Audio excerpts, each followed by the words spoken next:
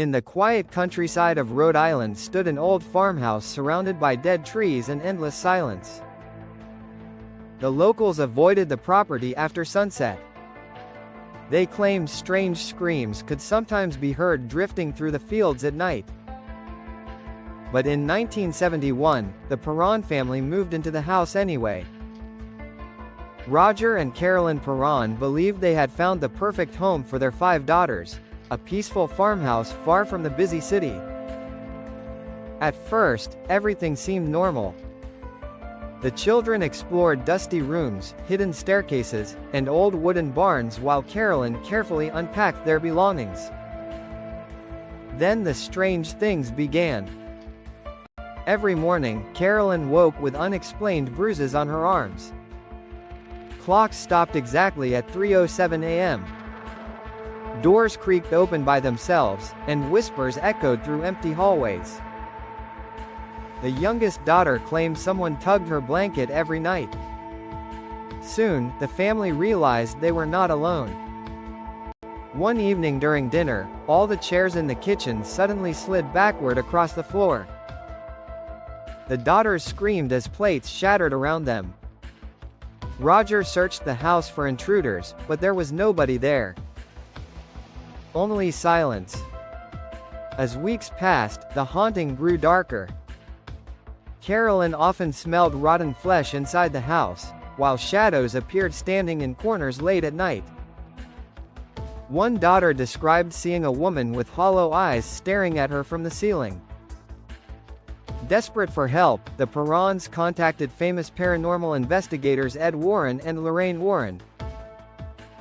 The Warrens arrived carrying crosses, cameras, and boxes of strange equipment. Lorraine immediately sensed something evil inside the house. She claimed the spirit haunting the family was once a woman named Bathsheba, rumored to have practiced witchcraft centuries earlier. According to local legend, Bathsheba had cursed the land before taking her own life beneath a tree near the farmhouse. "The spirit wants the mother," Lorraine whispered nervously. That night, the Warrens conducted a séance inside the dark living room. Candles flickered violently as Lorraine attempted to communicate with the spirit. At first, nothing happened. Then Carolyn's chair lifted into the air. The room exploded into chaos. Windows slammed shut. The daughters cried hysterically while deep growling echoed from the walls. Carolyn's body twisted unnaturally as an unseen force spoke through her voice in a language nobody understood. Ed grabbed a crucifix and shouted prayers while Lorraine struggled to hold Carolyn down. Suddenly, every candle in the room extinguished at once. Darkness swallowed the house. For a moment, nobody moved. Then a violent scream tore through the farmhouse, so loud it seemed to shake the walls themselves. The spirit released Carolyn, throwing her across the room before vanishing into silence. When morning arrived, the house felt strangely calm. The Perron family eventually left the farmhouse, but the terrifying events became one of the most famous paranormal cases ever investigated by the Warrens.